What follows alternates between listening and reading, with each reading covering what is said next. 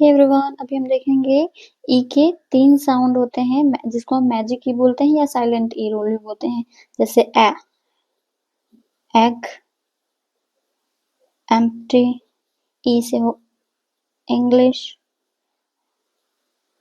England. देखो E, A, then here it will be key, B, B, इस तरीके से साउंड आ रहे हैं ना।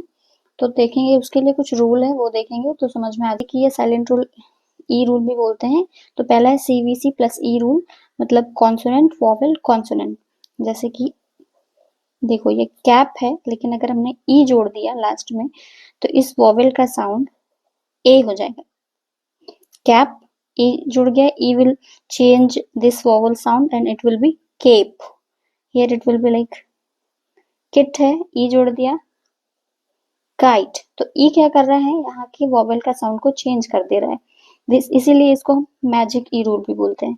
जैसे कि नोज, यू ई, कट है, ई लिख दिया हमने यहाँ, तो क्यूट। इस तरीके से ई क्या कर रहा है, इसके पहले के एक वॉवेल के साउंड को चेंज कर देता है। और एग्जाम्पल देख लेते हैं, जैसे कि नेम, ए साउंड हो जाएगा, यहाँ पर ए साउंड आएगा।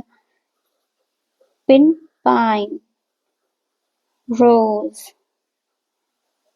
Tub, tube. इस तरीके से E will change this vowel sound.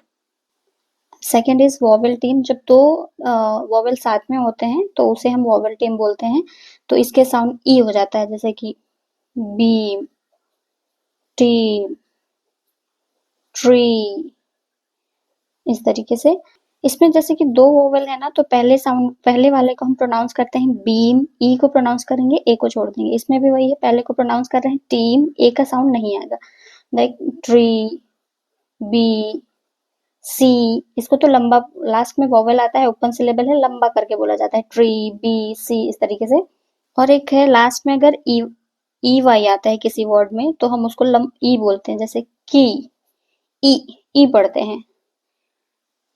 और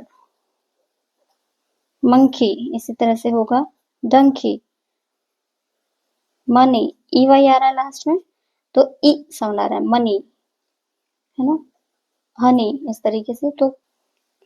तो इस रूल से हमें पता चलता है कि कब हमें साउंड कब साउंड चेंज हो रहा है। स्पेशली बच्चों को ये वाला जरूर पढ़ाएं, ये बहुत यूजफुल है, क्योंकि बच्चे कंफ्यूज हो जाते हैं। कैप पढ़ा, अभी हम केप क्यों पढ़ रहे हैं, तो उनको ये मैजिक ई रूल जरूर बताएं।